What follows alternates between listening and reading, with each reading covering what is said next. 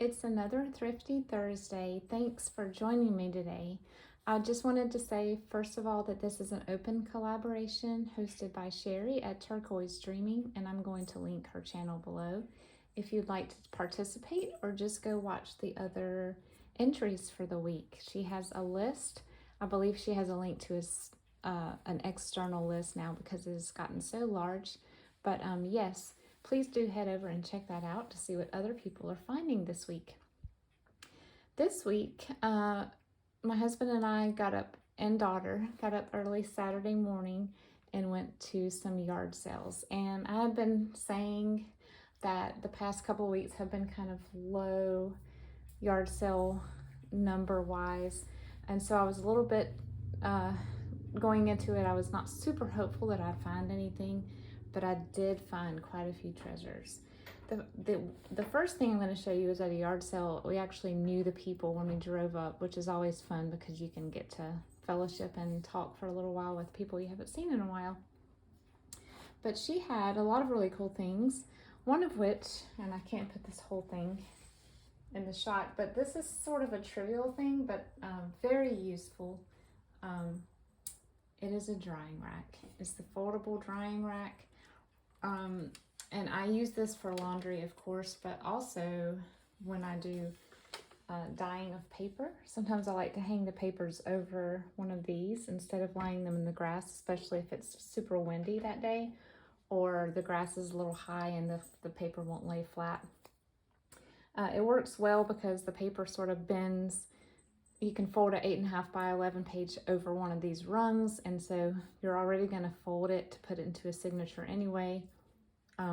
If you prefer your paper flat, you wouldn't like that, but yes, I thought that was great. I had been using my grandmother's. I had hers from when she used to use it very heavily for laundry, but the wood rungs were not painted and they had started to mildew, and then the mildew, the black stuff, was starting to leach onto my papers, and it wasn't quite attractive when I was trying to dye pink and blue papers. So I'm glad that I was able to snag this one with some white paint. And also, they had this cute little reader. I cannot pass up vintage children's readers.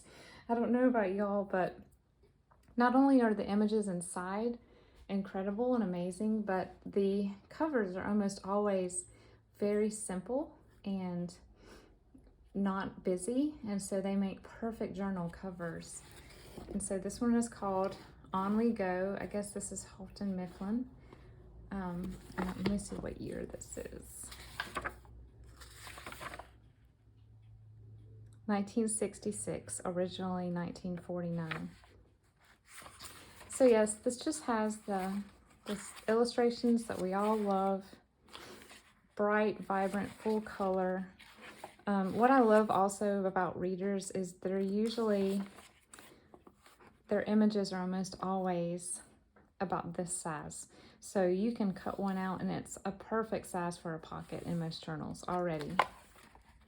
Of course, there are other things that you can, you could fussy cut out this ostrich, but for the most part, the images are just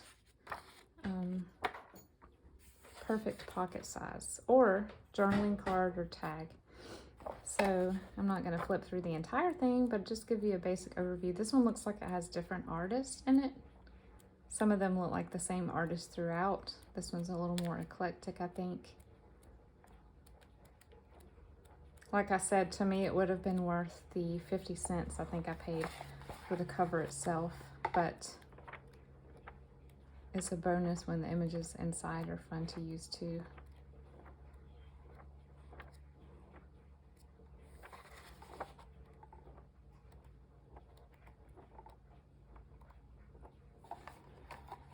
So I'll zoom in on the cover. I didn't even notice the little genie until yesterday. It's been sitting here for almost a week. So hilarious. He's got a face. Like, it looks like a light bulb to me. Also at this yard sale, she had the first 3 volumes of the Charlie Brown Dictionary. She apologized. She looked everywhere and did not know where the other volumes were. Evidently there's 8. I had seen these at numerous places before and had passed them up. And then every now and then would think about them. You know, that I wish I had bought at least one for my 80s journals. So I did. I bought it. And I can use the whole page in a journal, but I can also, like this one, I can cut this one and make a long tag with it. Or just use the images themselves. So anyone that grew up like I did, Charlie Brown was a staple in our household, and we set our schedules around their holiday specials on TV. So, and of course I read the Sunday comic as well. And then the next yard sale we went to was super interesting. It was actually a local realtor. I had not met her before, but she just enjoys going antiquing, and she actually had some antique booths. And she also goes to estate sales and auctions and things like that. So as you can imagine, there were so many cool things. Most of them were not journaling friendly. They were not paper items, but there were a couple of things there that I did pick up. The first one is this dictation book, which I'm assuming is the same thing as shorthand. She and I had a short conversation about it, about how it's like learning another language. But the book itself is so adorable, and I will be turning this into a journal for sure. It's a very small book. I'm guessing 8 by 5, maybe 7 by 4, I'm not sure. Looks like a little child tried to do their own version of shorthand inside, but it's published in 1936. And so I did, in the back of this book, it talks a little about this guy, Martin Dupree. He was evidently the world's record holder in the fastest shorthand writing. He somehow transcribed, I think it was 1,000 words in less than a minute or 2 minutes, and he only had one mistake. So, but this is the first edition of the Gregg Speed Studies. Oh, I'm sorry, this is not. In 1917, Dr. Gregg set up the Gregg Speed Studies, and I'm not sure if this is one of those or not. It is, the Gregg Publishing Company. So I wanted to show you this if you've never seen shorthand. I'm assuming this book is not the very first book you would get if you were learning it, because obviously they already assume that you know how to read these. And a lot of these are just, I guess, copy work. But, I mean, how cool to take a page of this out and tuck it into a journal. To me, it looks almost Arabic with all the little curly cues and things. And even just the tiny little use of these little dots or like apostrophes or commas. It is amazing to me that people would know how to do this and then know how to read it.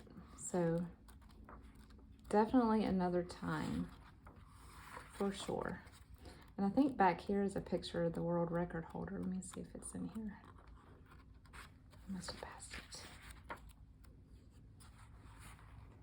Well, there's Franklin Roosevelt making a speech, and then we've got some shorthand writers down here, making sure they mark it down. Here it is. This is the guy who had the world's record for fastest. There he is. So yes, I don't know if you have ever seen this before. Let me know if you've ever delved into these types of books, and if you have any in your collection. I really don't know how much she charged me for this book, because when I picked up this next item, she just said, I'll just give you both for that price. So I guess it was free. But yeah, it's like a beautiful red linen cover. Take a sip of coffee. Okay, so this is the next item that I bought at her yard sale. When I first walked up on it, it was sort of sitting on a quilt on the ground, and I thought it was a hat box. But then I started looking at it going, I don't think that's made of cardboard. And sure enough, it was not. This is MDF or wood on the top, and it is a sewing box. It is so pretty. I don't need another sewing box or basket. I have, I think, 4, maybe 5. But inside was one of these little pattern markers and then a little thimble. Some of the pegs are missing for the thread, but if I don't use it for storing sewing threads and notions, I will at least use it for storing fun embellishments for junk journaling, because it is attractive enough. It's got a basket edge. It's attractive enough to sit out in the open, which I'm trying to switch a lot of my storage into, just because, like I said, I don't have a dedicated craft room. So I want to make sure that the things that I buy going forward are things that would look beautiful on a shelf sitting out in the dining room or the living room. This looks like one of those little labels that you would apply, like a decal. And the color is a sort of a buttery, beigey yellow. It's just gorgeous. So that was my yard sale haul this week for Thrifty Thursday. I hope you enjoyed looking at the things that I found. For everything was under $7 or $8. And let me know what you have found near you. I will talk to you soon. Bye.